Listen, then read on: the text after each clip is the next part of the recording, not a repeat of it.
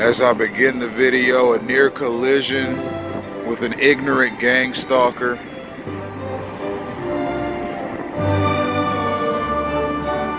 It just doesn't stop. Hi, it's your host, E.I. Smith, and it is Sunday, April 14th, 2019. And it is 9:43 p.m. I am in Sunny Isles Beach, Florida. One of my favorite cities in South Florida to visit because of the stunning architecture and its proximity to the beach. The beach is just on the other side of that walkway there.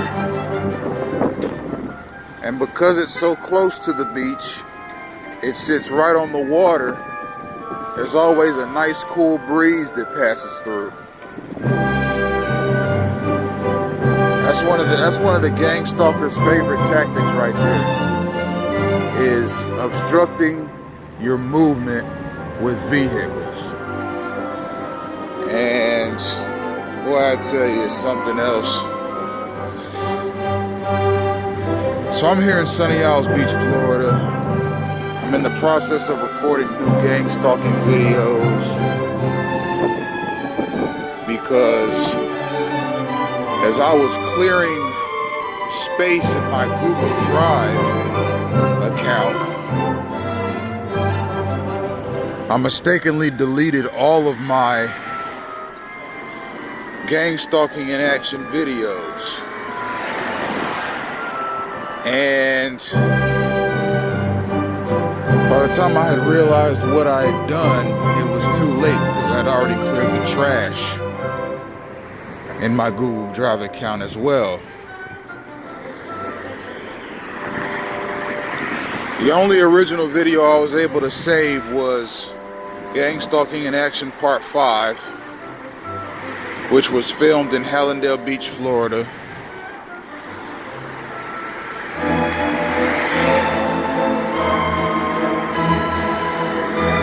And the only reason I was even able to get that is because I had saved it to my Microsoft OneDrive account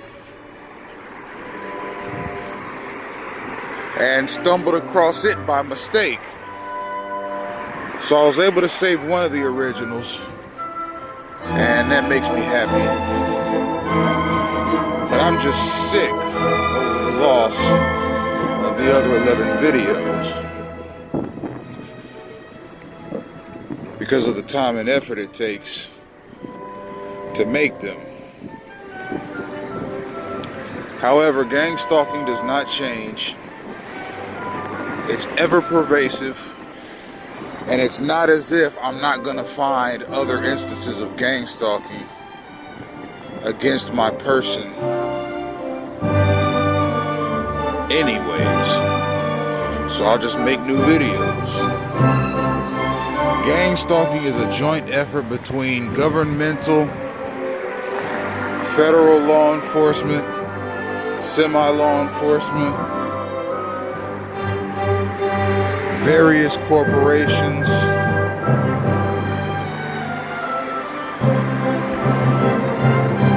and churches. It alleges to be in the interest of national security, but it ain't nothing but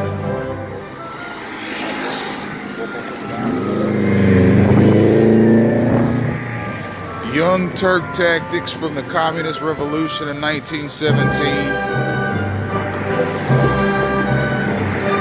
Third Reich tactics from Nazi Germany. KGB tactics from the USSR and Soviet Russia. COINTELPRO tactics, which can be observed and studied on the FBI's official website. Tactics that were used against dissident groups in the 1960s and 70s. Don't let me forget Ku Klux Klan tactics from the Jim Crow South of the 1920s and 30s. MK Ultra tactics from the 1960s and 70s. MK Ultra can be observed and researched on the CIA official website. It's a combination of all of these draconian programs with the sole purpose of disrupting the lives of select U.S. citizens. I've talked at some length as to how a person can get placed into gang stalking, and I'll briefly sum it up. It's something that a person is placed in by federal law enforcement agencies. Okay, your local police can't put you in a gang stalking program. Your local sheriff's department cannot put you in a gang stalking program. It's something that is done at the federal level. So you can get placed into gang stalking at the recommendation of certain elements in the CIA, certain elements in the FBI, certain elements in the U.S. Marshals, certain elements in the Drug Enforcement Agency, certain elements in the Bureau of Alcohol, Tobacco, Firearms, and Explosives. And you see where I'm going with this. These are federal law enforcement agencies. Okay, these are the kinds of law enforcement agencies that do manhunts and try and find and apprehend terrorists. Now, why would one of these agencies that I've named recommend somebody for gang stalking? Well, there's a number of reasons. If you're a loner, you can be recommended for gang stalking as a lone wolf terrorist that constantly needs to be watched. You can be put into gang stalking if you have a extremely messy divorce, and that is the men that have to watch out when those messy divorces happen, because it's the men that are put into gang stalking campaigns. You can get put into a gang stalking campaign for being a whistleblower. If you blow the whistle on an organization for being corrupt, you can get put into gang stalking. Why? Because that leads us into the next reason that you can get put into gang stalking: for making the wrong enemy. If you blow the whistle on a corrupt organization, you'll likely make enemies, especially if the corruption was making people money. You can get put into a gang stalking campaign if you have an inheritance, meaning you are the beneficiary on someone's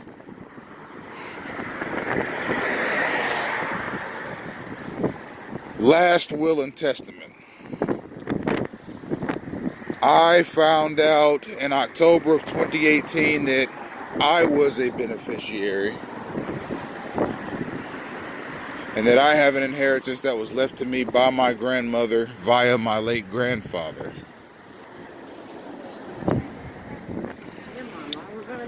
And my grandmother is still alive and is in good health for a woman that is 92 years old.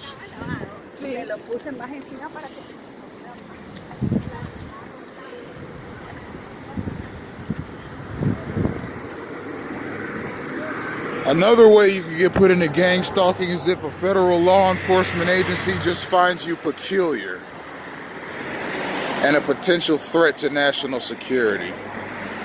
How could a person be labeled peculiar? Well, your entire life is looked at and analyzed. And if the way your life has gone up to the time that you get put into a gang stalking campaign fits the description, or fits the narrative, or fits the pattern of the lives of former terrorists, then you could get put into a gang stalking campaign.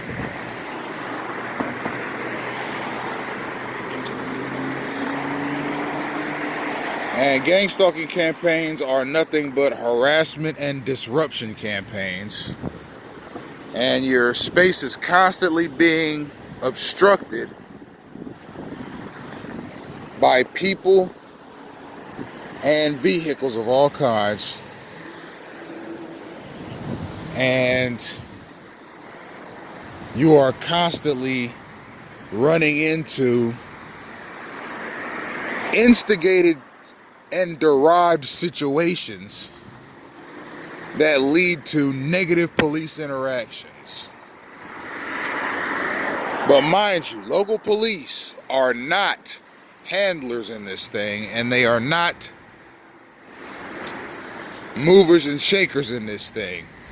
They're simply the people that the gang stalkers call on cue to try and get you into legal trouble, whether or not you have a criminal record. I'm 33 years old at the present time. I have no criminal record whatsoever. But via the gang stalking mechanism, there are evil forces out there right now actively trying to give me one. And I'll do the best I possibly can to keep a clean slate. Because the last thing I need is to give these gang stalkers any more reason to be following me around.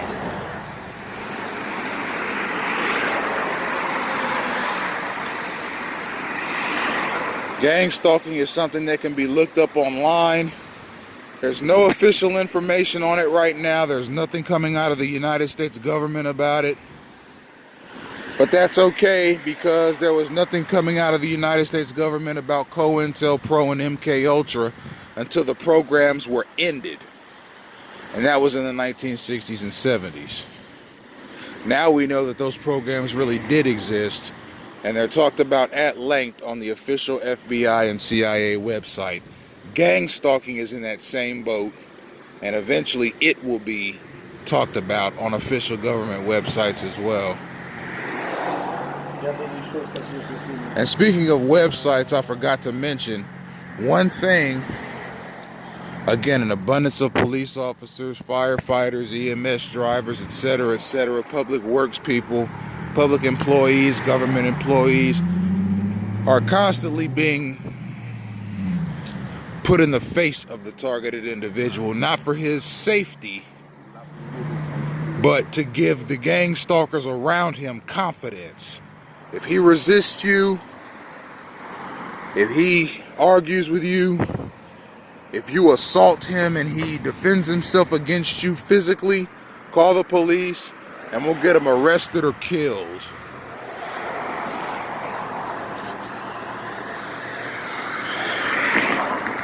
So again, speaking of websites, I forgot to mention that your website and online activity can get you gang stalked. If federal law enforcement agencies find your website activity to be peculiar or strange, you could be put into gang stalking as a potential terrorist.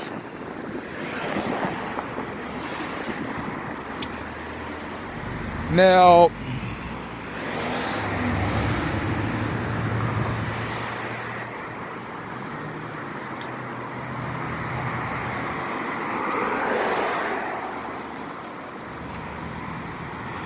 I'm an inquisitive person.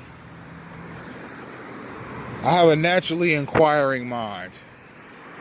If you go to any of my websites, Bible discourses, discourses on philosophy, at Set It in House on Twitter, at Bible Discourses on Twitter, Bible Discourses on Pinterest, EIS Media Group on Twitter, If you go to my Facebook page, Emmanuel Isaiah Smith, you will see a virtual library of information that I put together myself because I enjoy it, I learn from it, and it satisfies the curiosity that I have naturally about the world around me, past, present, and future. I have a naturally inquiring mind. I've been to every kind of website that there is. And in the process, some federal law enforcement body looked at it and said, you know what, that's peculiar. We're going to have to keep an eye on this kid, regardless of if he has a criminal record. And we don't need a court order, and we don't need to subpoena him or charge him with any crimes or arrest him. And the reason that they don't need those legal documents is because gang stalking intensified. It was already in existence before 9/11, but it intensified when 9/11 happened and the Patriot Act was passed. The Patriot Act basically says that federal law enforcement and military elements in this country have the right to follow and surveil, observe, and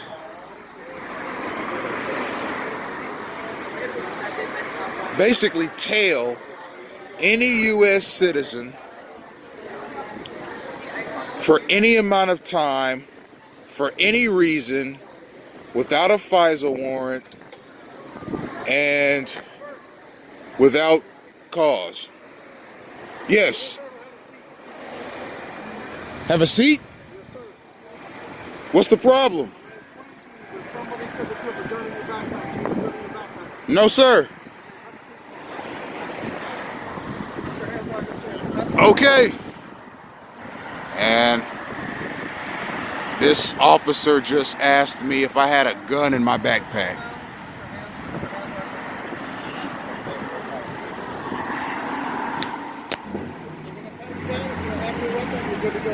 Okay.